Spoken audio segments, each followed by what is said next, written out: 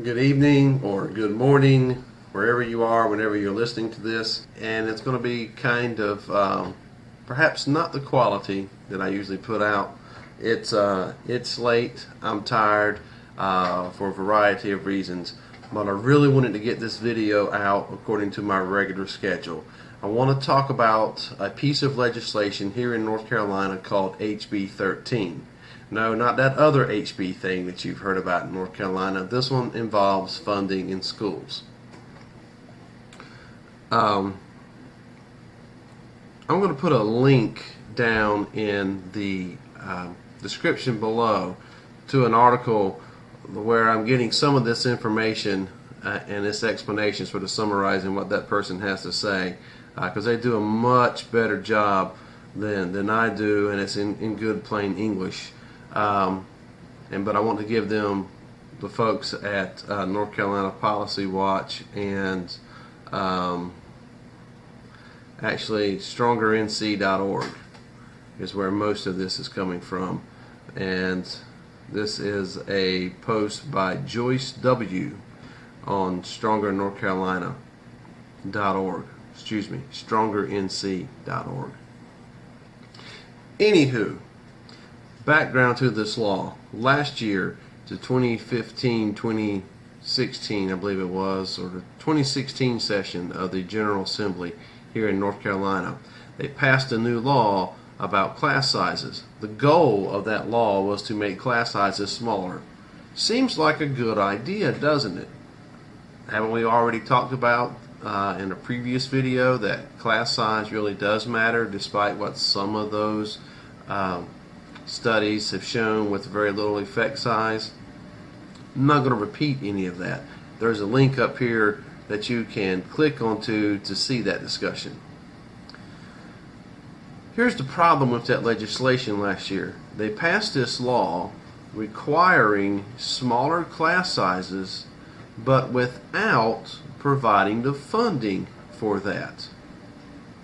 Now, school funding is a really weird issue, and most people don't understand how it is funded, and even just the magnitude of the numbers and what it takes to fund a school system, whether it be the smallest school system in the state, someplace like a Hyde or a Jones County, or the largest school system in the state like Wake County, which is in fact the 16th largest school system in the whole country. Let me give you just a quick bit of insight on how public schools are funded. The money for public schools comes from three different sources. One, the federal government. That comprises about 10% of the public schools budget. Now, these numbers are approximate. They change from county to county based on the wealth of that county, but this gives us a general idea. So about 10% comes from the federal government, but that money that comes from the federal government is very rigidly specified on how it can be used. Normally it is used for special education and for high poverty schools. It's the only way it can be used, and there's a lot of stipulations on how that money, that Title I money, which goes to high poverty schools, can be used. Approximately 25 to 30% of public school funding comes from the local counties, and the other 60 to 65% comes from the state legislature. All right, so that gives us the whole pie of 100%. Let's look at how that money is then used from those different pots. Already talked about the slice of pie from the federal government. Special education, high poverty schools, generally speaking. The 60 to 65% that comes from the state goes to fund to pay for teachers and curriculum. The remainder of the budget, the county budget, goes to pay for the buildings and the maintenance of those buildings.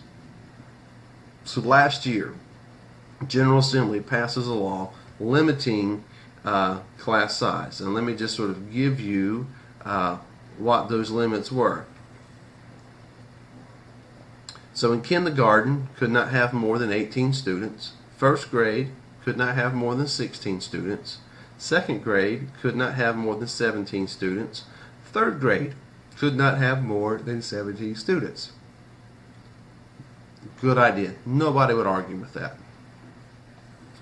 But here's the problem with the way the laws were written last year.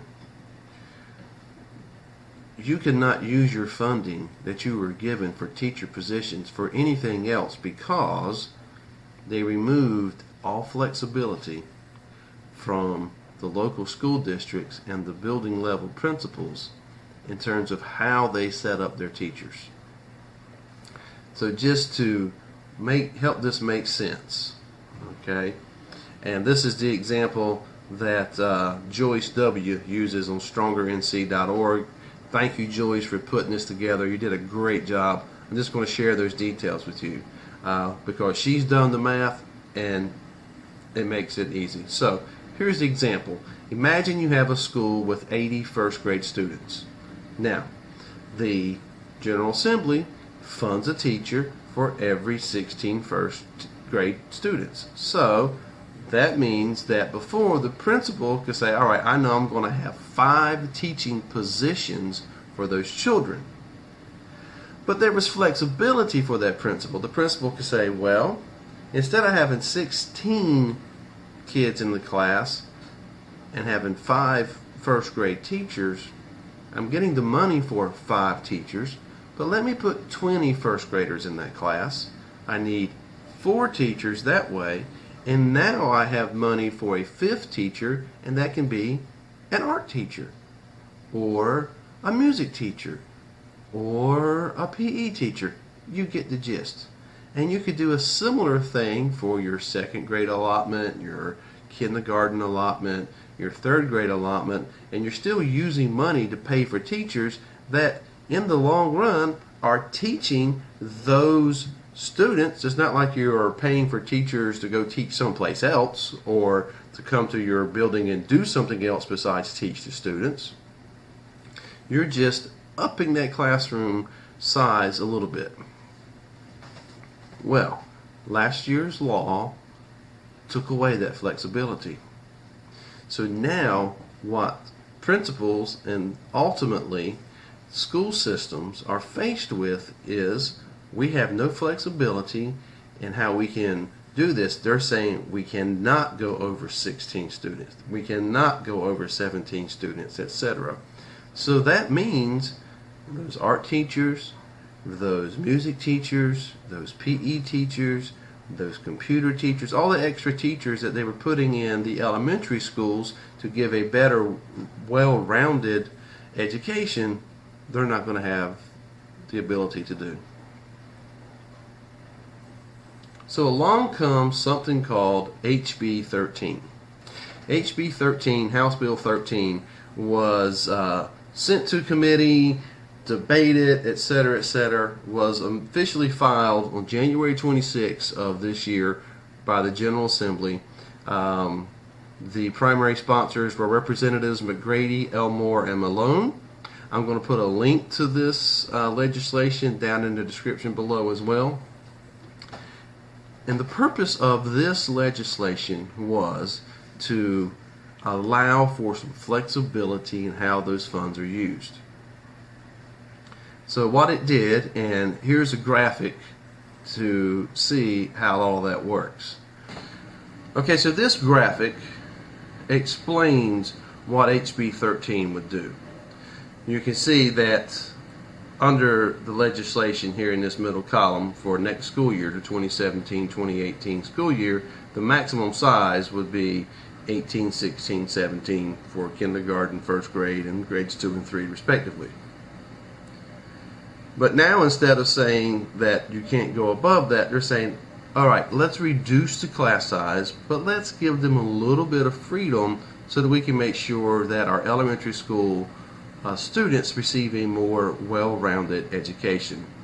And you can see how it's increased those individual class sizes to 21, 19, and 20 respectively across those grade levels. This seriously reduces a couple of things. One, the number of jobs that could be eliminated.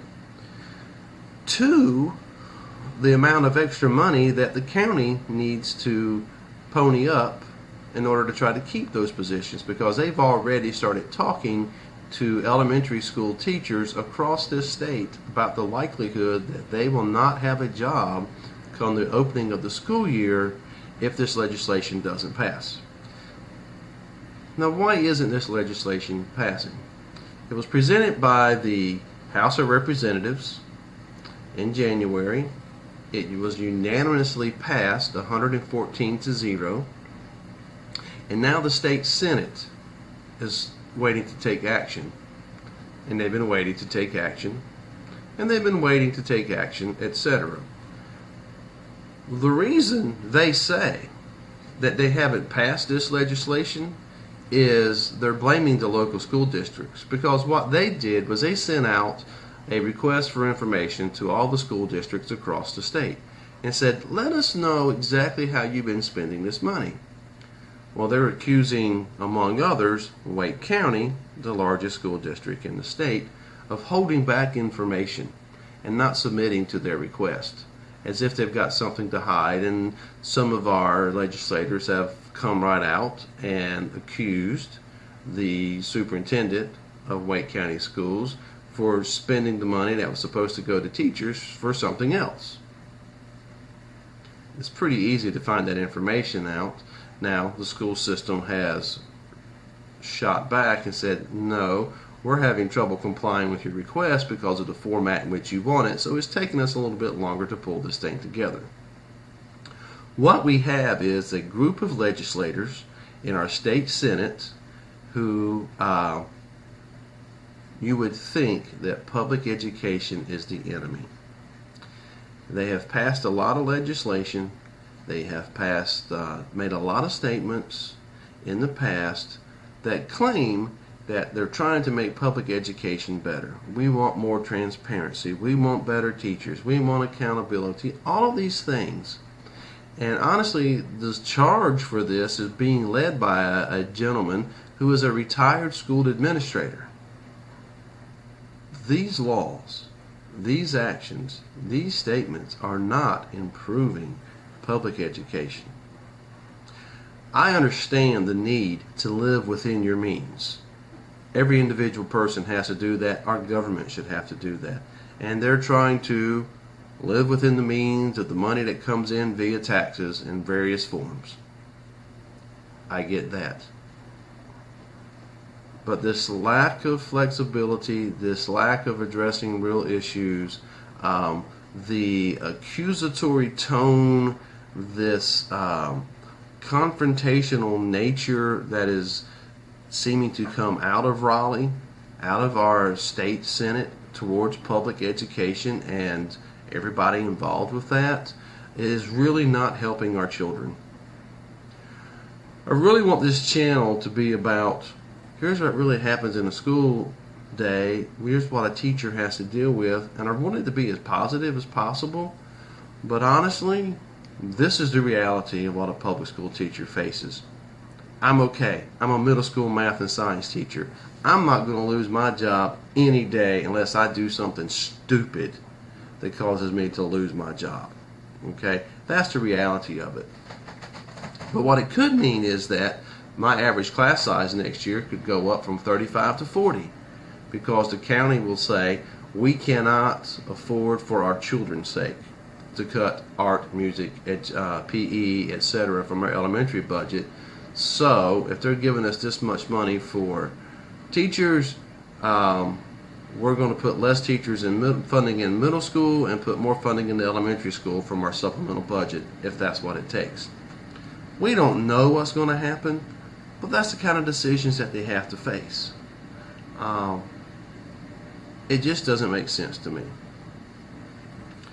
As you're watching this video, now that we've gotten way to the end, and then this has been long, I know, I apologize. If you have stuck it out to the end, I appreciate it, and I hope that the information that is here you find has been beneficial. Contact your state senator. I'll put that link down at the bottom as well. We've got to pass this bill. We've got to know in our public schools how much money we're going to have. so that we can get those county budgets appropriated, because the school year is going to start on July 1, whether they pass this legislation or not.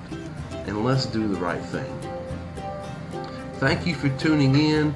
This didn't seem like a real hopeful video, but find a reason to hope and share it with somebody, and learn something new every day.